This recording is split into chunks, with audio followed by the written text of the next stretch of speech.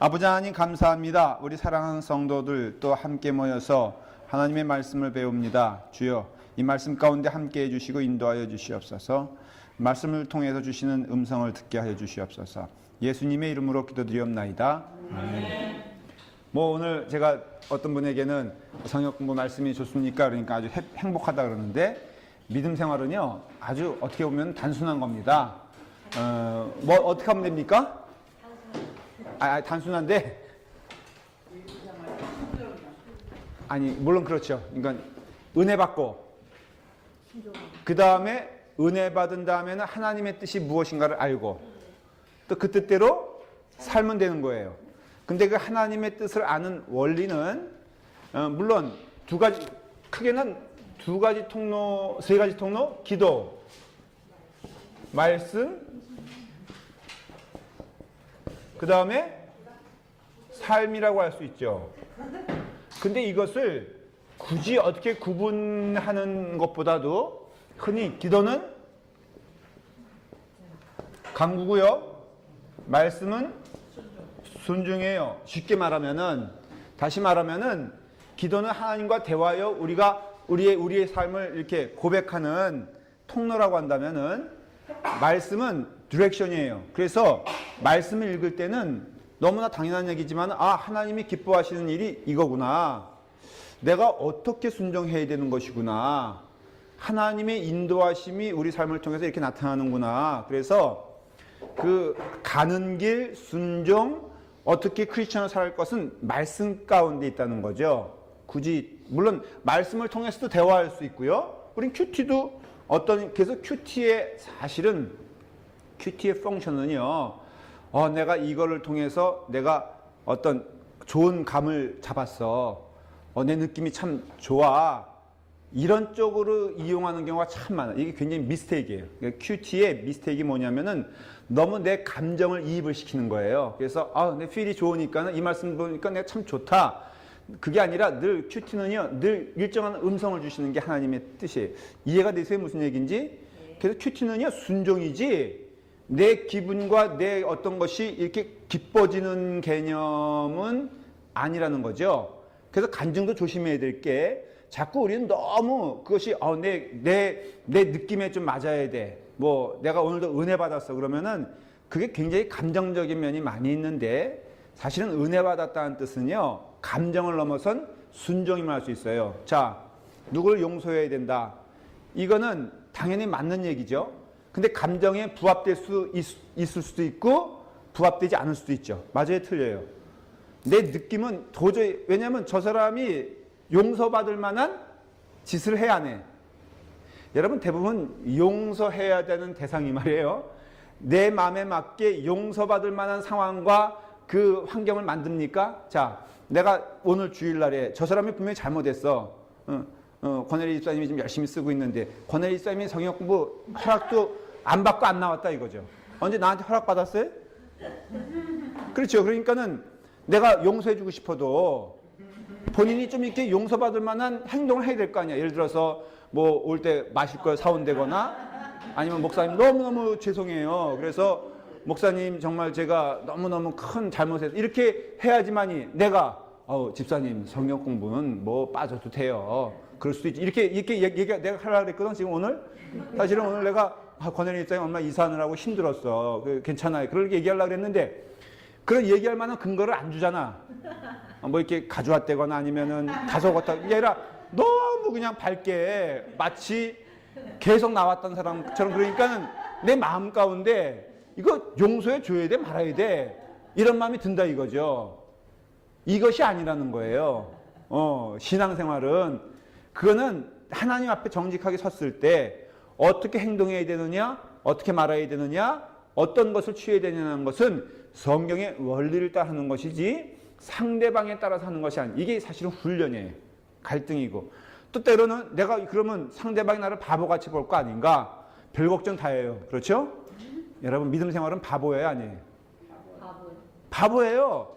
어떻게 보면 속아주는 거예요. 왜? 하나님도 속아주신 거지. 하나님이 바보예요?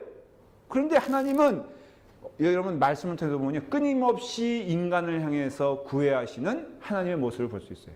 No matter what, 상관이 없어요.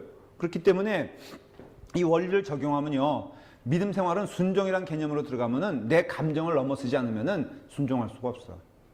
교회 안에서 그렇잖아요. 그렇기 때문에 이거는 기도를 통해서 얻는 개념보다도 굳이 구분을 한다면은 말씀을 통해서 발견해야 되는 거예요. 기도는 그 기능이 뭐라고요? 하나님과 깊은 대화. 또 기도도 결국은 순종으로 가게 되는 거죠. 내가 기도 이 제목을 이렇게 열심히 했는데 하나님께서는 다른 거 주실 수 있다 없다? 능이 있어요. 그건 뭐 주원이 아까 저기서 보니까 엄마가 이렇게 막 컴퓨터를 하면서 어린이 그 뭐 하는 거 막 저기 해. 근데 애들 좋아하는 게 어른이 추구하는 거랑 다르죠. 애들 좋아하는 건 뭐예요? 두들겨 부시는 것. 어떤 면에서는 막 그런 건데 어른들은 교양적인 과목을 가잖아요. 그러니 애 입장에서는 엄마가 미워 안 미워? 솔직히 주원 입장에서는요, 엄마가 없어졌으면 좋겠지. 안 그럴 것 같아요? 이렇게 속마음을 들어보면은 어린 나이에 때로는 그래서 진짜로 무서운 행동을 하는 이유가 어린애기 때문에 그래요. 극단적인 사건이 일어날 때가 있잖아요. 엄마가, 아빠가 없어졌으면 좋겠다. 이런 생각을 애들이 얼마나 무서운데요. 거봐요. 저렇게, 아니, 집사님, 그냥 들어와요. 그러니까는 남양 특집 보는 것 같아. 갑자기 그냥 머리가 그냥 풀어헤쳐가지고선 하얀 옷 입고 있겠다. 머리만 들이미니까는 깜짝 놀라잖아. 거기 스팟이. 그러니까 우리 교회 성도들도 이래서 안 되는 거야. 저 자리를 먼저 누가 앉고, 좋은 자리를 그냥 다 이렇게 그냥 믿음 듯한 사람들 3호까지도 해가지고. 무슨 소리예요? 제가 무슨 저렇게 꼭 이스라엘 광야에 있는 이스라엘 변명, 투정, 그래서 저는요 이 큐티를 말할 때요, 큐티는 quiet time은 하나님의 뜻을 순종하는 시간이고 말씀에 순종하는 시간인지 요거 쭉 폈더니 이거 내 마음에 맞질 않아. 여러분 내가 죄진 부분은요 이게 드러나면은 치료합니다. 그래서 그냥 좀 조심스러운 얘기가 될 수 있나? 물질에 이렇게 그 결혼하는데 앞두는데 물질을 이렇게 많이 그 묵상하는 사람들 있잖아요. 그런 사람들 앞에서 물질에 관해서 얘기하면은 굉장히 부담스러워하고요. 집을 이렇게 살려고 그러는데 교회에서 건축하라 그러면서 그 집문서다 내놓으라 그러면은 굉장히 싫어지고요.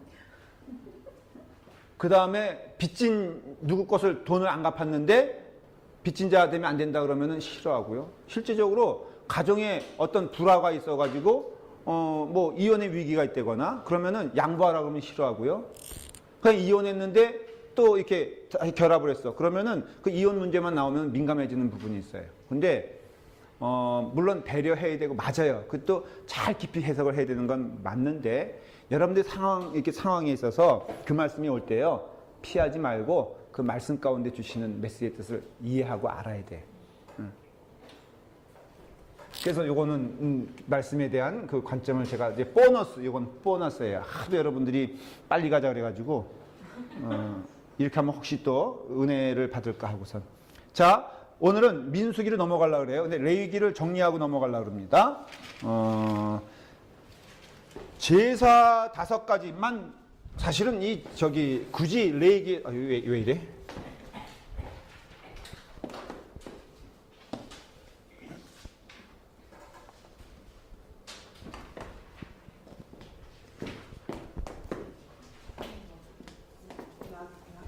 예, 이게 좋아요. 이게 비싼 거라서요. 오케이. 레위기는 주로 뭐예요? 하나님께 드리는 그 제사에 대해서 많이 얘기한다 그랬죠. 그러니까 이것만 기억해도 레위기는 거의 이해가 되는 거예요. 자, 시작.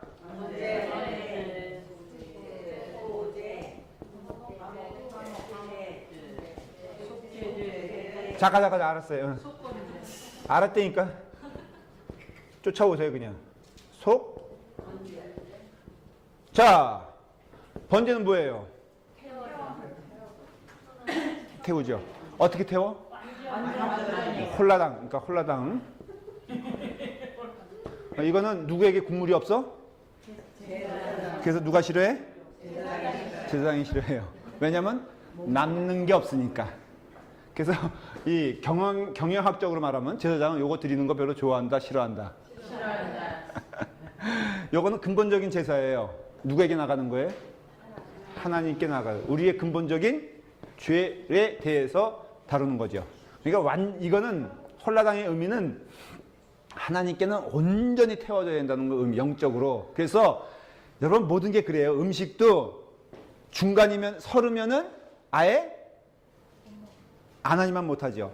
밥도 아예 생쌀 먹는 사람이 있어도요, 중간쌀 먹는 사람은 없어. 그러니까 아예 밥도 제대로 돼요. 교인도요, 이게 보면은 설 익은 교인이 정말 문제야. 설 익은 교인이.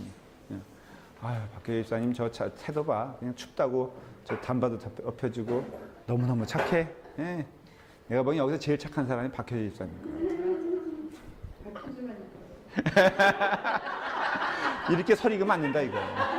이렇게. 그래서 이 믿음 생활에 있어서 설 읽는 게, 제가 근본을 이렇게 좀 접근하려고 해도요, 좀 어려움 겪는 게 있어요. 실제로는 굳이 우리 교회 안에서도 그런 걸 내가 보는 게, 제가 직분 너무 의지하지 마라, 그 다음에 그런 거 연연하지 마라 그래도요, 어떤 때는 그런 얘기 가끔 들어요. 목사님, 저기 암만 그래도요, 그래도 밖에 나가면 체면이 있습니다. 제 나이 몇인데 아직도 집사라 그래요. 제 친구들은 다 하긴 그렇게 따지면요, 한국은 요즘 장로님 나이가 굉장히 낮아졌더라고요. 그 시대가 그런가 봐요. 그래서 한 40대 말이면은 다 장로님 됐더라고. 그러다 보니까는 너 뭐냐 그러면 나 아직 집사야 그러면 좀 창피해, 안 창피해? 교회 안의 문화라면 안 창피해요? 받을 만한 그릇이 돼야지. 맞아요. 이렇게 말해야 되는데, 그래서 성역 공부를 해야 돼. 왜냐면 교회 안에 두 문화가 있는 건 사실이에요. 이해할 수밖에 없어요. 믿음이 약한 자와, 절대 저는 지금 믿음이 약한 그런 분들을 뭐라 그러는 게 아니라, 그렇게 되는, 그러니까는 못 알아들을 수도 있겠구나. 그러니 어떻게 해야 돼요? 더 해야지. 더 공부해야지. 그러니까는 나는 소망이요, 성경 공부 나오는 사람들만이라도 딴소리 하면 안 돼. 그리고 이런 문화가 우리 교회 문화가 돼야 되고, 그러니까 원론적으로는 그건 직분은 기능이라고 그랬잖아요. 그게 하나님 앞에서 그게 뭐, 근데요, 내가 좋은 장로님 돼야 되겠다. 이건 좋은 태도예요, 나쁜 태도예요? 좋은 태도죠. 우리 어느 장로님은 딴 교회 이제 가서 여러 가지 그걸 보면서 그 자극받은 게 있나 봐요. 목사님, 더 열심히 해야 되겠더라고요. 네? 아니요? 지금 목사님 때리는 거예요? 그렇죠? 지금 아빠가 지금 주원이 때리는 것 같아. 이거 방송 나가면 안 되는데. 그래서 저는 아주 갔더니, 너무 우리가 하는 거는 아무것도 아닙니다, 목사님. 그 교회 헌신하는 거 보니까 제가 장로인데 정말 다시 한번 생각해보고 더 헌신해야 되겠습니다. 그래서 지금 제가 그분에 대해서 굉장히 기대를 하는 거예요. 이러면 헌금을 더 내겠다는 소리구나. 그래서 굉장히 기대를 하고 있는데, 서로 격려하고 자극하는 거 좋아요. 그리고 우리 교회에서 나이가 어느 정도 되면은 권사님 되는 것도 좋고요, 장로님 되는 것도 좋고 좋아요. 그러나 그 기본적인 마음은 잃어버리면 안 된다는 거죠. 그게 체면의 문제도 아니고요. 자, 그래서 이게 홀라당, 모든 게 교회는 홀라당. 그래서 홀라당 해야지 문제가 없지. 이 홀라당 안 하면요, 불쑥불쑥 튀어나와요. 소재는 뭐예요? 곡식인데, 예? 완전히 빻아서 가루를 내서 그 다음에 기름과 함께 물과 함께 반죽을 해서 어떻게 하다고요? 하나님께 드리는 것이죠. 이건 뭘 의미하는 걸까? 혹시 기억나세요? 희생, 섬김. 기능이 틀리다고 그랬어요? 요거는 뭐라 그랬어요? 요거. 쏘리. 이게 요거예요. 요거는 뭐 문제라고 했어요? 이거는 원죄적인, 그러니까는 죄의 문제예요. 그래서 하나님께 우리가 죄인임을 고백하는 것이 뭐예요? 번제예요. 그러니까 하나님께 우리의 죄를 고백하는 것이 성도의 삶이고, 늘 그래서 고백하면은 뭐가 와요? 용서가 오죠. 용서받은 자는 뭐가 있어요? 감사가 있죠. 은혜가 있죠. 기쁨이 있죠. 그래서 믿음 생활에 있어서는 목사도 훈련이에요. 목사도요, 이렇게 믿음의 길을 가다 보면은 굉장히 식어지는 때가 있거든요. 근데 이것이 식어지는 원인이 가만히 보면은 교인들 때문이다. 그렇게 말을 해요. 우리들 직업적으로 우리 같이 부식될 때는 누구 욕을 많이 하는 줄 알아요? 무슨 소리해? 목사님들은 절대 그런 거 안 합니다. 오직 한다면 저만. 신나게 우리 교인들 막 그냥 귀가 좀 간지러울 거야. 근데요, 벨리라든가 뭐 주님의 교회라든가 언약교회라든가 드림교회는 절대 안 해. 반대예요. 알아들었죠? 제가 이런 사람이에요. 그러니까는 설익은 고기가 더 문제인 거예요. 누가 문제야? 제가 문제야 지금. 그래서 가끔 그게 막 그 힘들다 그러고 저는 이거는 이게 지나간 얘기일지 몰라도 이게 목회자 세미나 같은 거 할 때 뭐 치유합시다. 우리 모여서 뭐 서로 치유하고 그럴 때 진짜 근본적으로 질문이 되는 게 아니 뭘 치유하겠다는 거예요 대체. 교인들이 너무 힘들어요. 힘들지. 근데 힘든데 뭐가 대체 힘들다는 거예요? 저는 그런 질문, 제가 이게 절대로 도덕적으로 뛰어나다는 게 아니라 적어도 하나님 앞에 섰으면은 하나님 앞에 나가면은 그게 대답이 될까? 이해가 되면서도 그 형편들도 저도 쉽냐 안 쉽냐? 그냥 중간인 것 같아. 쉬운 때도 있고 안 쉬운 때도 있고. 근데 라팔마 교회가 하나 저기 확신한 것은 진짜 좋은 교회인 건 사실이에요. 제가 그래서 우리 교회에서 쫓겨날까 봐 요즘 얼마나 걱정하고 두려워하는지 아세요? 예? 그러니까 여러분들은 저를 쫓아내면 안 돼. 안 하시면 돼. 김치 달라. 근데 주면서 이런 얘기하면은 내가 말도 안 해. 안 주면서 저렇게 그럴 테니까. 응? 근데 피차에 행복해지길 바래요. 저는 여러분 때문에 행복하고. 근데 라팔마 교회가 제가 보니까요 좋은 교회예요. 객관적으로. 우리 성도들도 심성이 참 착하고. 그래서 어떤 때는 제가 조금 이렇게 마음에 오히려 방심하는 때가 있고 안 좋아하는 때가 있을지 몰라도 근데 하나님 앞에 쓰면은 감사한 거 아니에요? 사실은 어려운 대로 하나님 주신 은혜, 사명 주셨다고 믿고 감사하고 헤쳐나갈 수 있는 은혜 주시니 감사하고 또 도전할 수 있으니 감사하고 얼마나 감사해. 예를 들어서 어떤 힘든 교인이 있다. 그러면 하나님이 나를 그래도 사랑하셔서 이런 은혜를 주셨구나. 전 그렇게 믿고요. 두 번째는 걔도 이게 표현이 이상한데 재밌잖아. 맨날 착한 교인들이 있으면 얼마나 보링하겠어. 그렇죠? 이렇게 말 안 듣는 교인들 이렇게 성도들 성역부 나와가지고 그래가지고 은혜 가까운데 서로 격려하면서 함께 가면서 가면 얼마나 좋아요. 그래서 이건 번제는 죄 문제를 다루고 있고요. 그 다음에 요 소제는 첫째 빠진다라는 의미에서는 바로 섬김과 희생의 은혜가 있다라는 거예요. 그 다음에는 이 화목제는 뭐예요? 자, 요거는 짐승이라고 할 때는 세 종류 꼭 얘기했었죠. 이제 외우죠. 염소하고 양은 같은 급으로 치면 돼요. 그러니까 소, 양, 염소, 비둘기. 이 차이는 뭐라고 그랬어요? 왜 이렇게 구분한다 그랬죠? 형편이에요. 그러니까는 비둘기의 퀄리티가 소의 퀄리티보다 어때요? 예? 작아요? 퀄리티. 아니, 퀀티티를 얘기하는 게 아니에요. 예. 여러분은 그 퀄리티와 퀀티티의 개념을 아십니까? 퀀티티는 틀리죠? 근데 퀄리티는 똑같아요. 다만 이것을 제일 또 싫어하는 무리가 있어요. 누구예요? 제사장이. 그래서 제사장이 자칫 잘못하면 헌금 많이 내고 헌금 조금 내는 그런 교인을 구분해 안 구분해? 구분하게 되는 거예요. 왜냐? 퀀티티가 많아야지 소에서 떨어지는 부위와 비둘기는요 자르지도 않아. 이거는 어떤 제사든지 비둘기는 남는 게 있어 없어?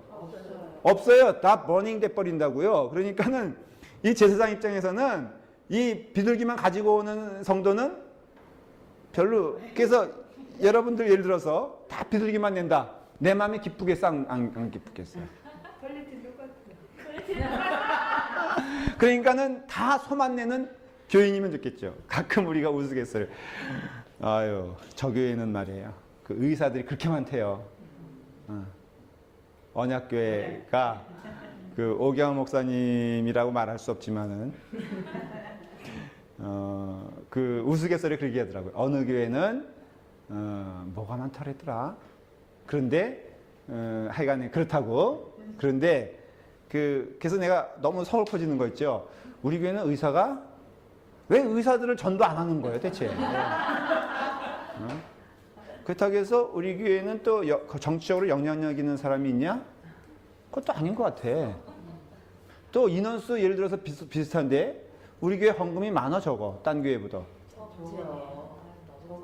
너무 적어요. 그래서 저기 교회를 떠나야 될까 봐 내가 좀 그런 게 전혀 저는 확신하건대요. 하나님이 다 그러니까 제가 앵벌이라도 해가지고 열심히 어쨌든 하고 있잖아. 교단에서도 얼마나 불쌍하면 도와주겠어. 제가요 감리사님 앞에서 얼마나 자존심 상하는데. 왜냐면은 지금 감리사님이요 저 후배거든.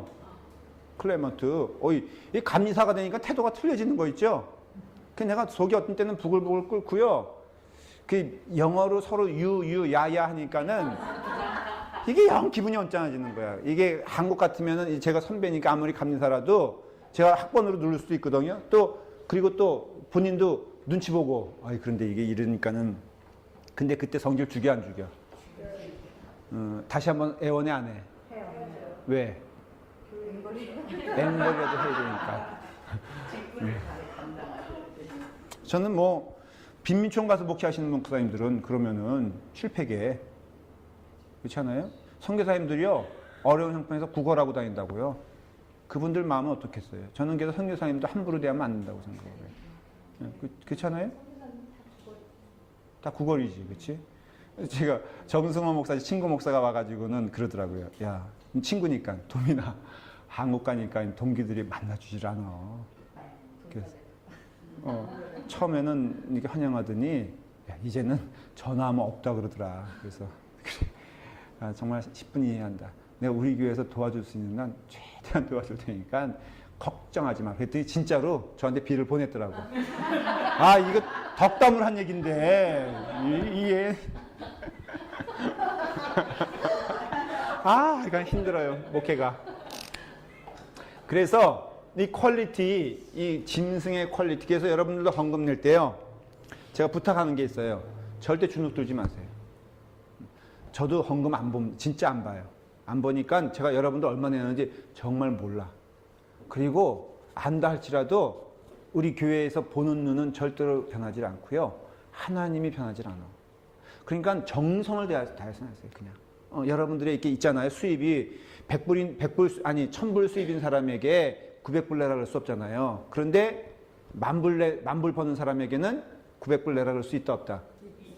그건 당당하게 그냥 그때는 쥐잡듯이 해야지. 응? 그렇지만은 그 퀄리티는 똑같아요. 진심으로 하는 얘기. 그러니까 주눅 들 필요도 없고요. 어떤 분은 그래요. 여기서 밥 한 끼 먹는 게 어떤 분은 그냥 가시더라고요. 그래서 왜 가시냐 그랬더니 자기가 헌금 내는 거에 비해서 여기서 밥 먹을 자격이 없다고, 이게 밥도 얻어먹기가 미안하다는 거예요. 진짜 그러더라고요. 그래서 제가 아니요 집사님 절대 그렇게 생각하지 마십시오.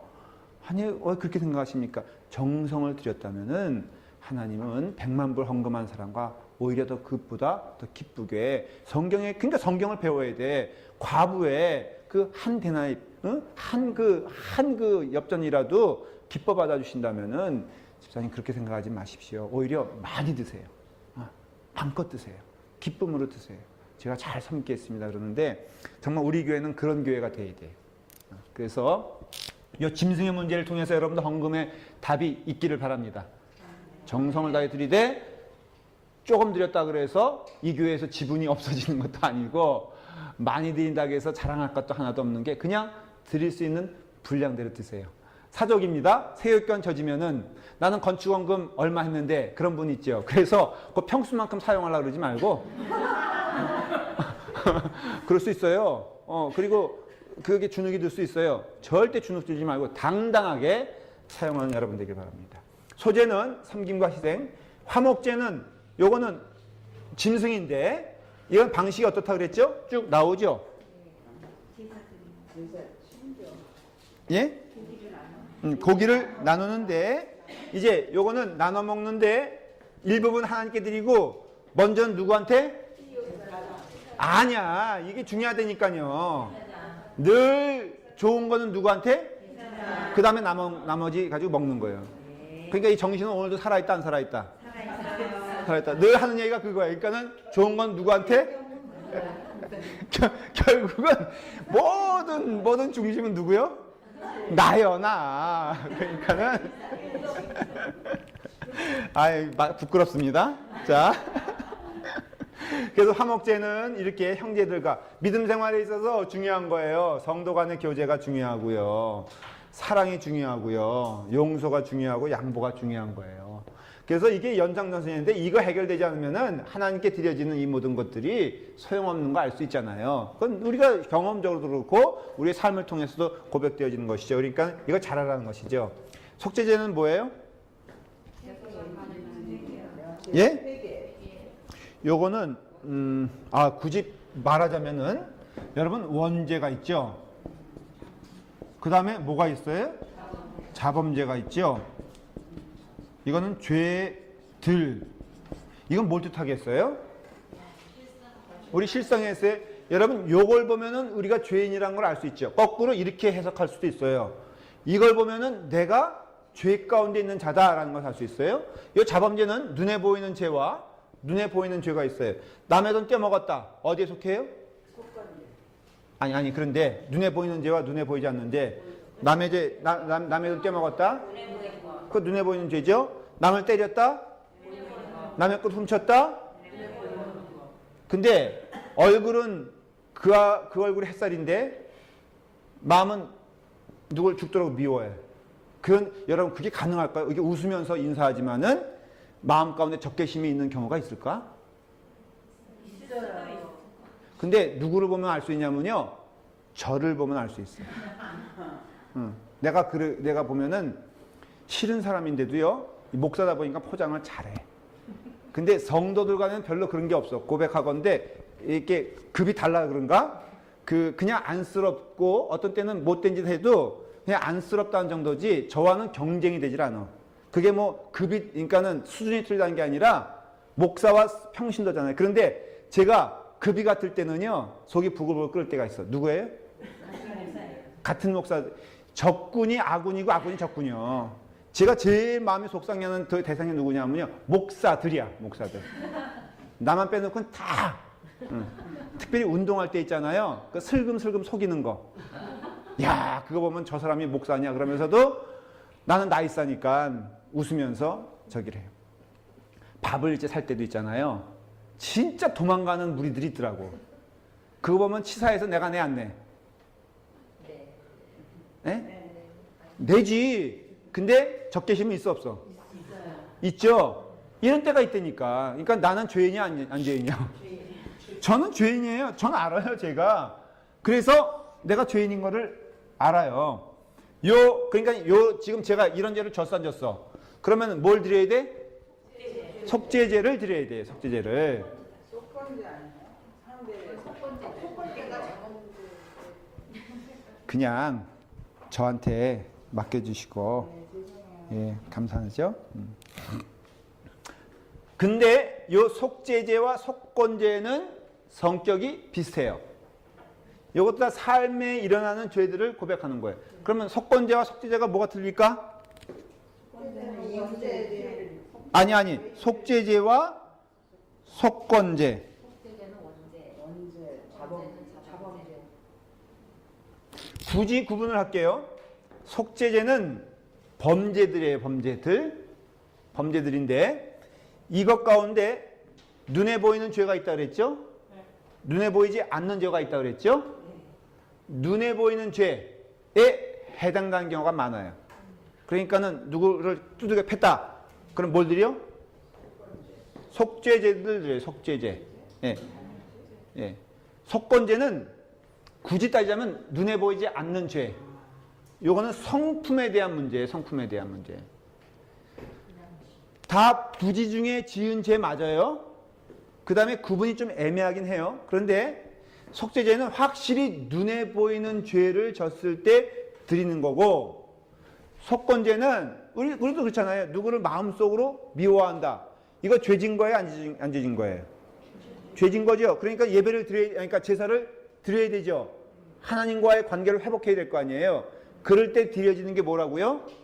속건제라 이거예요. 드려지는 내용들은 거의 비슷해요. 제가 복잡하게 설명하지 않을게요. 뭐 내장을 태우고 그 다음에 그것을 함께 이렇게 지성물을 먹는 거는 마찬가지인데, 속죄제는 말한 대로 이렇게 죄의 속죄를 드리는 것이고요. 그 다음에 속건제는 성품에 속하는 것들, 마음에 속하는 것들, 양심의 문제들을 드릴 때 드려지는 제사다라는 거예요. 자, 대략 그 레이기는 이렇게 해서 좀 끝을 내겠습니다. 질문 있으세요 혹시? 없으시면은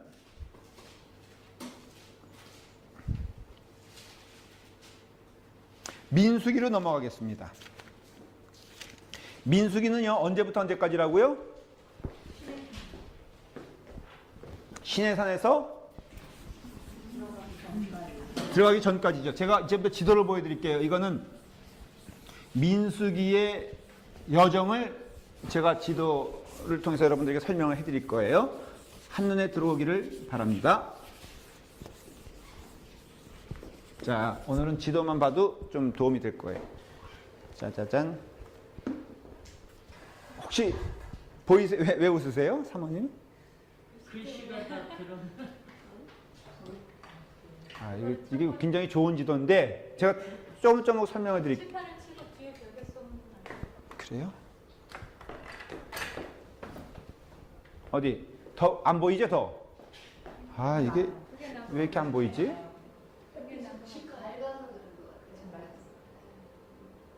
조금 괜찮죠? 제가 이제 저희 진명을 설명해 드릴게요. 고센지방이라는 게 있잖아요. 여러분들 그 야곱의 12아들들이 그걸 지파라 그러죠. 한 70여 명이 이제 요셉의 초청에 의해서 이주를 하게 됩니다. 그러니까 우리도 한국에서 여기로 친지나 형제를 통해서 부모를 통해서 이주를 할 때가 있잖아요. 똑같아요. 그래가지고 머문 지방이 어디냐면은 고센 지방이에요. 여러분 혹시 나일 삼각주라고 들어보셨어요? 네. 세계에서 제일 비옥한 땅이 어딘 줄 아세요 혹시? 어떻게 하셨어요? 이게 지리시아에 배웠어요. 지리 시간에 배웠어요? 네. 왜 그런 줄 아세요? 아, 배웠다며. 그러니까 이게 퇴적충들, 그 영양분들을 나일강이 범람하면서 끌고 와서 범람해서 나일강의 특징이 있어요. 나일강의 특징은 범람이 있다는 거예요. 왜 그럴까? 한때 와장창 내려오는 거예요, 물이. 이게 그러니까는 나일 지역이 굉장히 건조한 지역이거든요. 사막 지역. 여러분들 그 이집트 혹시 가보셨어요, 권사님? 유일하게 권사님만 가보셨죠? 건조해요? 아니면은 황량해요? 그렇죠? 그러니까는 먼지 바람. 이게 평소의 모습이에요. 그러니까는 비옥한 땅이 아니에요, 사실은. 그런데 이게 홍수철이 되면요, 나일강의 범람은 1년에 한 번 꼭 있어요. 그러면 여러분 한국에서도 범람이 있어요, 없어요? 있죠? 그래가지고는 그 우당탕당 뭐 돼지도 내려오고 소도 내려오고 뭐 집도 내려오고 한강에 맨날, 저는 여러분 세대는 모르겠는데 저 세대는요 매일 경보 울리는 세대였어. 혹시 그런 거 기억나세요? 여름 되면은 그 장마철이 되면요 매일 뉴스가 뭐냐면은 몇 미터 그래. 그러면 여기에 올라갈수록 사람들이 어디로 모여? 난 이해가 안 돼. 아니 이게 지금 간등간등해. 어떤 때는요 한 1m만 넘으면은 이제 서울은 물바다가 되는 지경인데도 어디로 다 모여? 한강으로 다 모여요. 도망쳐야 되는데 믿음이 너무 좋아. 그럼 모여가지고 뭐 합니까? 이제 구경하는 거야 이렇게. 그러면은 진짜로 초가집도 내려오고요. 그때 옛날에는 초가집도 있었나 봐요. 그 주로 어디서 내려가기다? 강원도에서 내려오는 거예요. 이제 강원도에서. 아, 처음 들어봐? 아니요. 내려오잖아요 거기서. 그러면 예, 아니 저는 많이 봤어요. 저도 왜냐면 한강에 갔으니까. 강원도에서 초가집도 내려와, 수박도 내려와, 온갖 것이 다 내려와요. 그런데 가끔 돼지 같은 게 둥둥둥둥 뛰어 내려와요. 근데 진짜로 어떤 사람이 들어갔어. 그 욕심나니까 거리가 뭐 멀지 않았겠죠. 여러분 무서운 게요. 들어가면 끝이요. 그 물살이 눈에 보이는 것도 눈에 보이는 건 밑으로 흐르는 물살이요. 그게 엄청난 거예요. 그러니까 절대 들어가면 안 되는데 하여간 다 휩쓸어 들어가면 그게 어디로 갑니까? 인천 앞바다로. 그래서 인천의 갯벌이라든가 아니면 인천 밑에가 김포 뭐예요?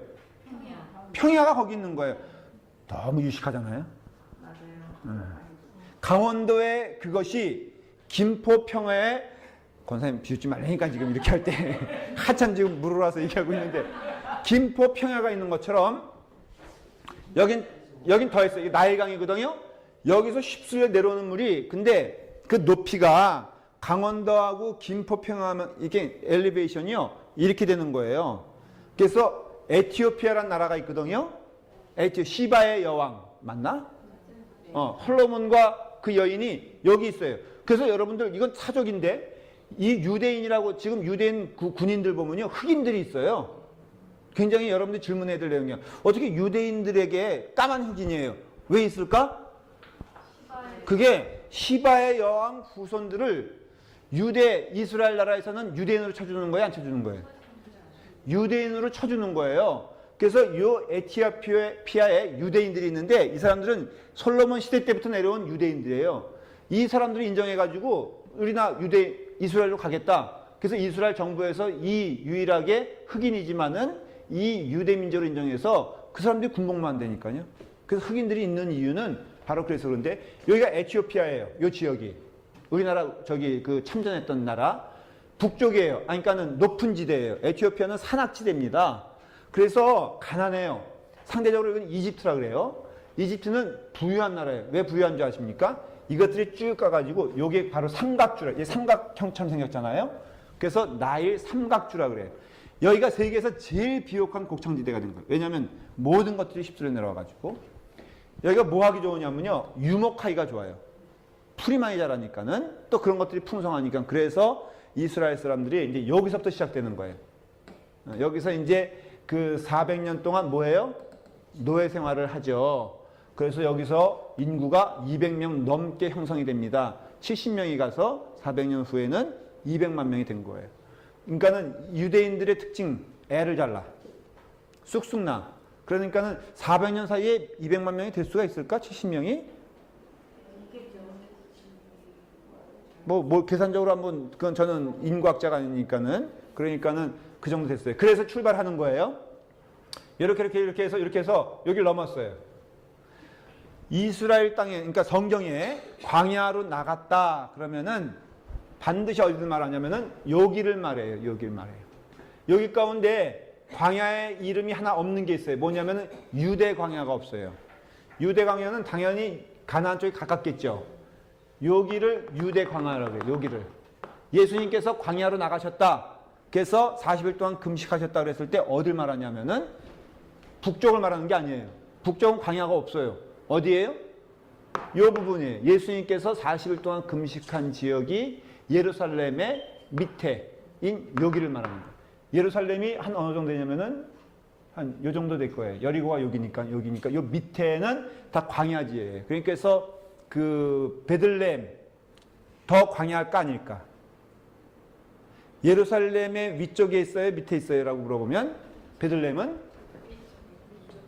여기가 위쪽에 있어요. 그렇죠? 맞죠? 네. 그러니까 공부를 해야 돼요. 밑에 있어요, 밑에.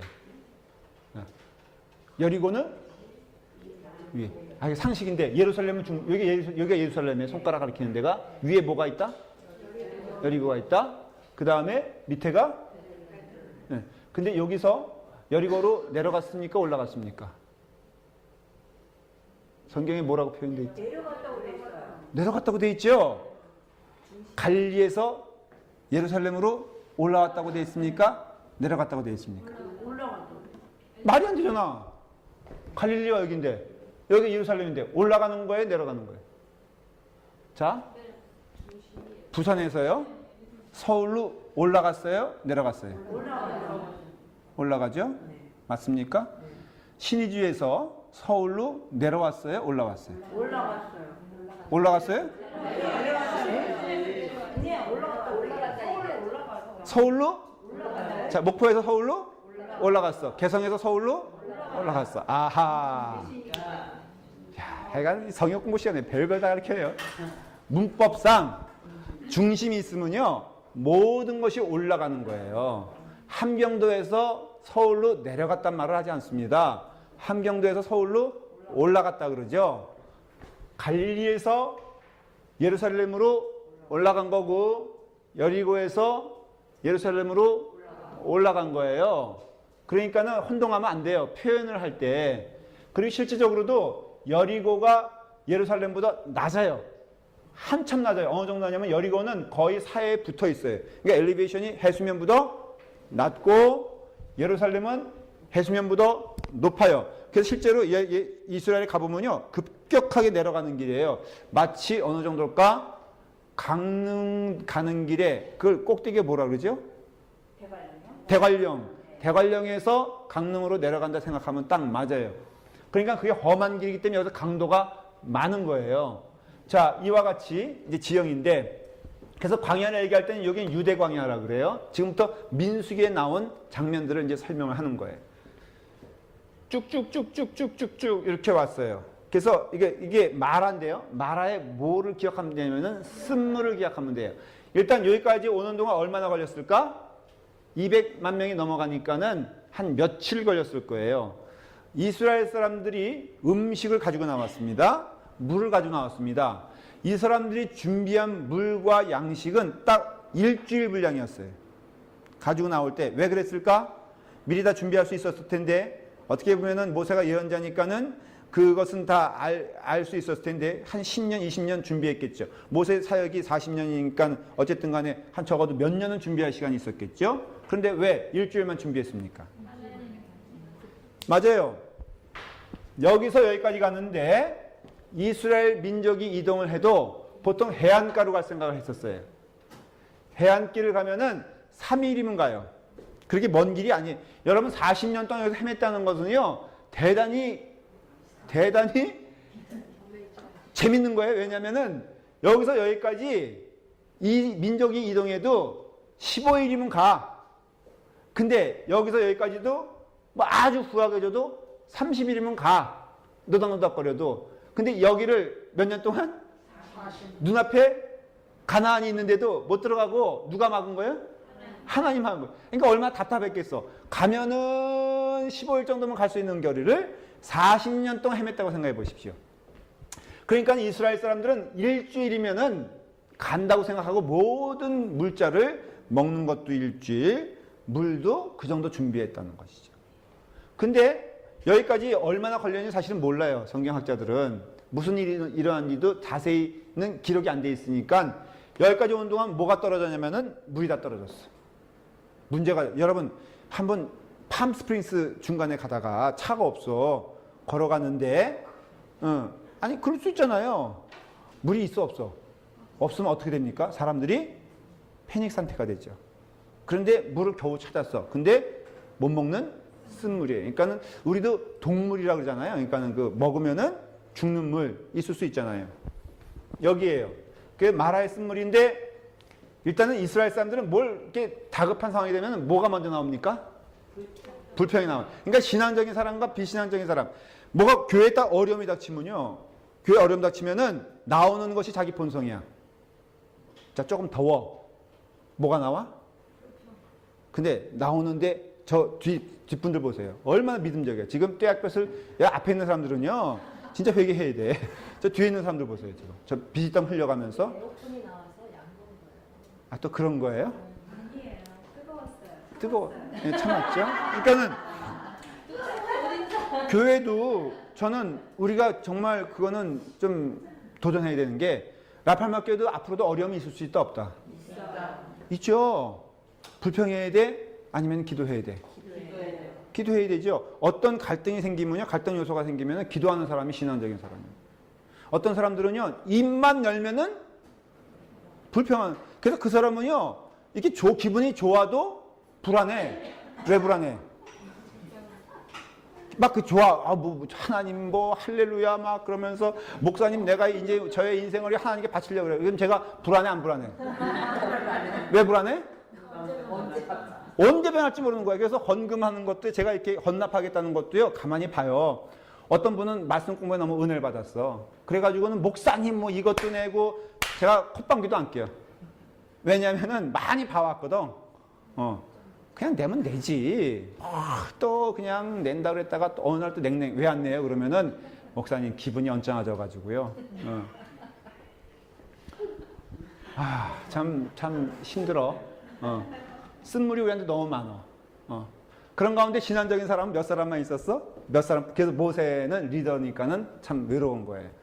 분명히 하나님께서 역사해 주실 걸 믿는데, 하나님께서 인도해 주실 걸 믿는데, 믿음이죠. 아니 홍해를 건너게 하셨다면은 하나님께서 이거 허락하시지 않겠어요? 그리고 그래서 죽는 경우도 있다 없다? 정말로 보니까는 목사님이 무조건 없습니다 말하면 얼마나 좋겠어. 믿음의 기도는 치료의 역사가 있고 또 간구하는 자의 기도를 하나님이 들어주신다 그러면 병든 자를 위해서 기도할 때 다 나아야 돼 안 나아야 돼? 근데 간절히 기도했는데 낫지 않는 경우도 있잖아요. 이거 어떻게 해석해야 돼? 예? 하나님께 모든 걸 맡기는 거는요 선한 거예요. 선한 거. 제가 이렇게 가르쳐주고 싶어요. 궁극에는 천국 가는 거 아닌가? 궁극에는 이 땅에 괴로움이 없는 곳 가는 거 아닌가? 그러니까는 사는 것도 하나님의 뜻이라면은 거두시는 분도 하나님의 뜻이고 우린 그저 이 땅에 사는 동안 최선을 다해서 하나님 앞에 아름다운 삶을 드리면 되는 것인다. 그날과 그 시는 누구든지 알지 못하지 않느냐? 마라에서 그런 훈련을 받아요. 하나님께서 이것을 역사해 주세요. 그렇지만은 심판은 받아 안 받아?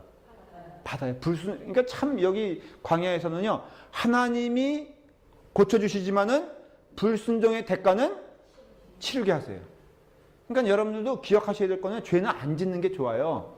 죄를 지면은 하나님이 용서해 주신다 안 용서해 주신다? 용서해 주세요. 그건 맞아요. 그런데 죄값을 치르는 거는 또 다른 문제인 것을 알 수가 있어. 굉장히 이것이 우리에게 도전되는 말인데 그냥 넘어가지 않는다는 소리예요. 이거에 대한 그 다음에 이거에 대해서 또 그 모세가 성길 부려 안 부려?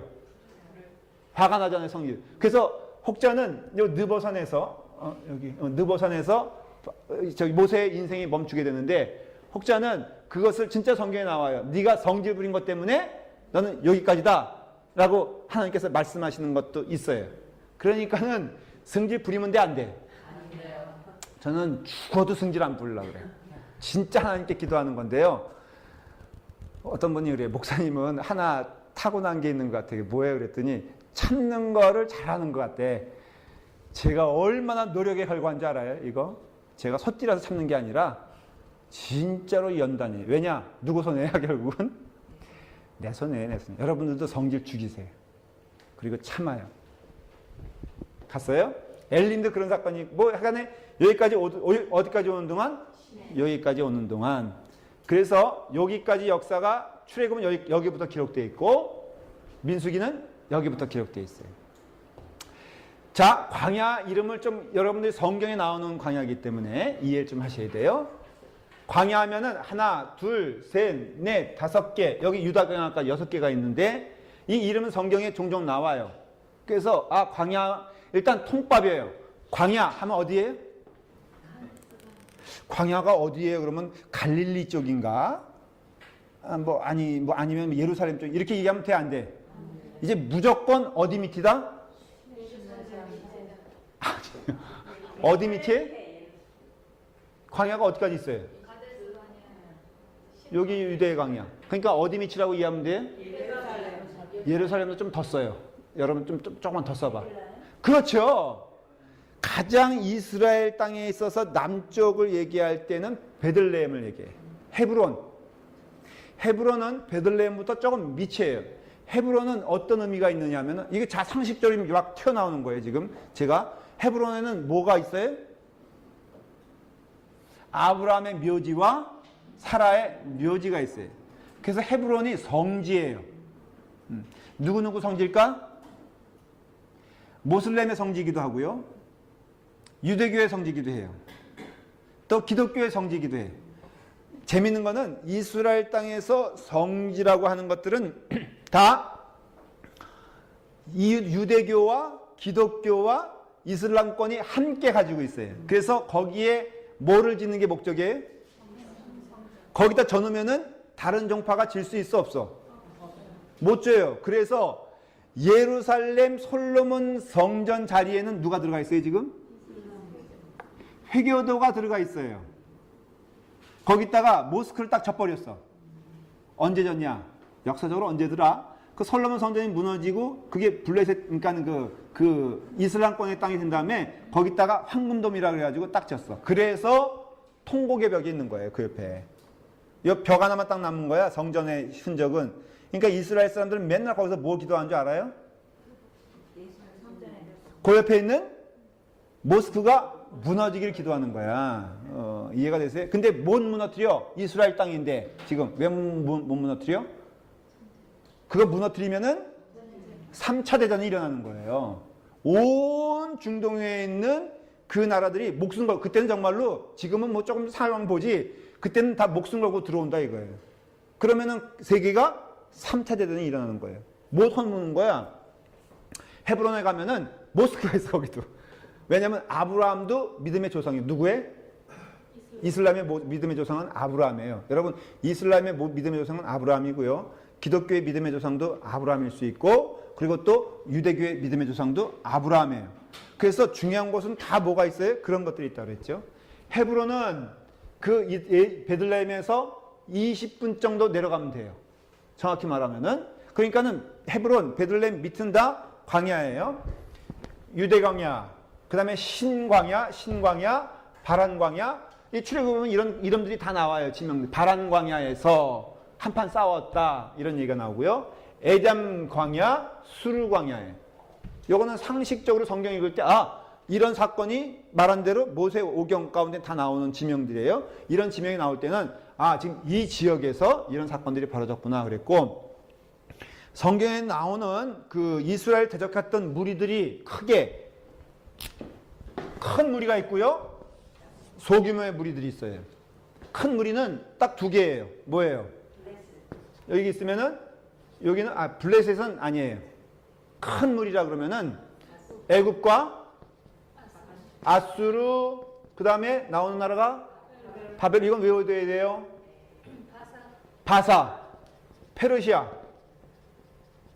지금으로 말하면 이란이에요. 이란. 아수르는 이라크예요. 재밌죠? 아수르하고 그러니까 이라크하고 이란하고 원수예요, 원수 아니에요? 원수예요. 서로 못 죽여가지고 안달인 나라입니다. 근데 줄기는 달라요. 같아요. 아수르와 바벨론은 다른 나라가 아니에요. 우리나라로 말하면 신라 백제 고구려예요. 그러니까는 아수르가 정권을 잡았을 때 요거는 주로 메소포타미아. 이렇게 지도가 있으면은 여기 그 티그리스 그 유프라데스 강, 에덴 동산이 있던 곳이 바로 메소포타미아 지역이에요. 여긴 정확히 어디냐면은 그게 아수르예요. 그게 바벨론이 돼요. 근데 페르시아는 조금 틀려요. 여기 밑에 사막 지역, 요거보다 밑이에요. 그래서 이란 땅이 밑에 있고 이라크가 위에 있어요. 이거 지금 다 여러분들 알아들으세요? 네. 그러니까 같은 뿌리지만 요거 전라도고 요거는 아니다. 전라도고 이건 북쪽이에요. 그렇지만은 전라도와 경상도 하면 딱 맞아요. 그래서 전부 다 자기네가 종주, 원조라고 얘기해요. 그래서 원조 싸움을 벌이는 거예요. 이라크하고 이란은요, 지금 생화학 무기를 옛날에 후세인 시대는 막 그 이란하고 화학무기 터트려가면서 너 죽자 나 죽자 그리고 싸운 게, 이게 종교가 들어버리면 무서워버리는 거예요. 근데 이란은 페르시아예요. 요 줄기예요. 그러니까는 요 나라가 이스라엘을 매일 괴롭혔고요. 아수르가 북이스라엘을 무너뜨렸고, 바벨론이 그 남유다를 무너뜨렸고, 바사는 포로된 이스라엘 사람들을 되돌려 보냈어요. 잘 이해가 되셨어요? 북이스라엘은 아수르가 무너뜨렸고, 바벨론은 남유다를 무너뜨렸고, 바사는 이들을 해방시켰어요. 그래서 누가 왔어요? 느헤미야, 그 다음에 에스라, 학계, 이런 포로됐던 선지자와 지성인들이 돌아올 수 있었던 것은 바사라는 정권이 바뀌었기 때문에 그렇고 거기에는 또 누가 있냐면은 다니엘 이런 사람들이 나오는 거예요. 큰 등치 나라들이 여기와 애굽이 번갈아 가면서 이 이스라엘 나라를 핍박을 했어요. 이거는 큰 등치고요. 지금으로 하면 미국, 소련이고 주변에 또 이 잔잔한 것들이 또 괴롭히고 있었어요. 그를 중소국가인데 첫째는 바벨론이 있었어요. 역시 좀 틀리면 순종하고 들으면 얼마나 좋아. 블레셋이 있었어요. 이제 또 지도를 보세요. 블레셋이라는 나라는 여기를 중심으로 해서 여기 해안 지역 이 부분이에요. 원래 블레셋은 바이킹 민족이에요. 그래서 해안 국가였어요. 배를 잘 타고 아주 전쟁 무기가 발전했어요. 그래서 마차까지도 있었어요. 전차 부대가 있었어요. 그 당시에 해안 쪽으로 왔어요. 그러니까 여기 자리 잡았겠죠. 여기는 예외고 그 다음에는 우리가 알고 있는 에돔, 모압, 아모리, 길르앗, 암몬 이런 거 다 들어보셨어요? 이것도 출애굽하면서 이 모세오경에 다 나오는 이야기들이에요. 싸그리 어디예요? 동쪽에. 바람 방향에서 싸움이 붙었어요. 어느 민족일까? 예, 당연하죠. 이 영역이니까는. 그래서 이 동쪽으로 다 나머지 민족이 있었고요. 그 다음에 나오는 민족들은 가나안 7부족이에요. 그러니까는 등치로 말하면 세 개가 우리가 역사적으로 성경을 볼 때 이해해야 되는 게 첫째는 이집트와 아수르, 바벨론 이거 기억해야 되고요.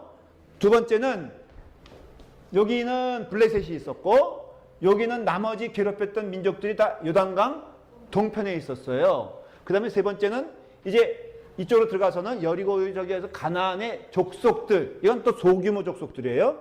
이것을 이제 그 점령하는 일이 필요했는데 여러분 나중에 이스라엘 땅이 사실은 출애굽한 다음에 이스라엘 땅이 다 정리가 됐을 때는 그 이스라엘 땅이 이만큼 됐었어요. 다시 말하면 에돔과 모압을 점령하면서 갑니다. 여기 정리할게요. 이제 이렇게 가요. 이렇게 가요.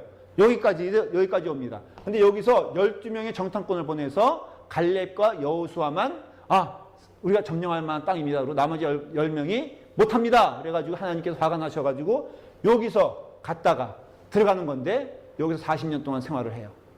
뺑글뺑글 도는 거야. 여기서 40년 동안. 그 다음에 40년 후에 이제 새로운 지도자와 함께 일로 들어가 이렇게 가는 거예요. 이렇게 가서 어디로 가겠어요? 이렇게 가는 거예요. 그래서 어디까지? 느보산까지 옵니다. 느보산까지 오는 동안 모세가 한 일이 있어요. 뭐예요? 다 여러 가지가 있지만은 요단강 동편은 모세가 점령한 거예요. 여호수아가 다 전쟁을 치른 게 아니에요.